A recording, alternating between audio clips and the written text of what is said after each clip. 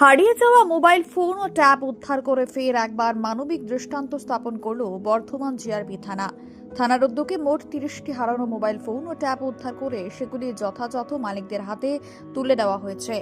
Bardhaman GRP থানা OC Malay দাসের তত্ত্বাবধানে উদ্ধার অভিযান সফলভাবে সম্পন্ন হয়। দীর্ঘদিন ধরে যাত্রীদের হারিয়ে যাওয়া মোবাইল সংক্রান্ত অভিযোগের ভিত্তিতে প্রযুক্তিগত অনুসন্ধান ও নিয়মিত তদন্ত চালিয়ে এই ডিভাইসগুলি উদ্ধার করা সম্ভব হয়েছে বলে জানা গেছে।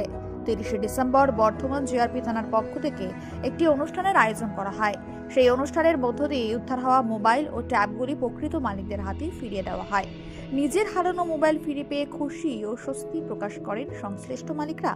বর্তমান জিআরপি থানার এই উদ্যোগ সাধারণ মানুষের মধ্যে পুলিশের প্রতি আস্থা আরও বাড়িয়েছে। পাশাপাশি হারানো সম্পদ উদ্ধারে পুলিশের তৎপরতা, প্রযুক্তির যথাযথ ব্যবহারের গুরুত্ব নতুন করে তুলে ধরেছে এই ঘটনা। পূর্ব বর্ধমান থেকে দীনেশ শীলের রিপোর্ট, মেমারি আপডেট।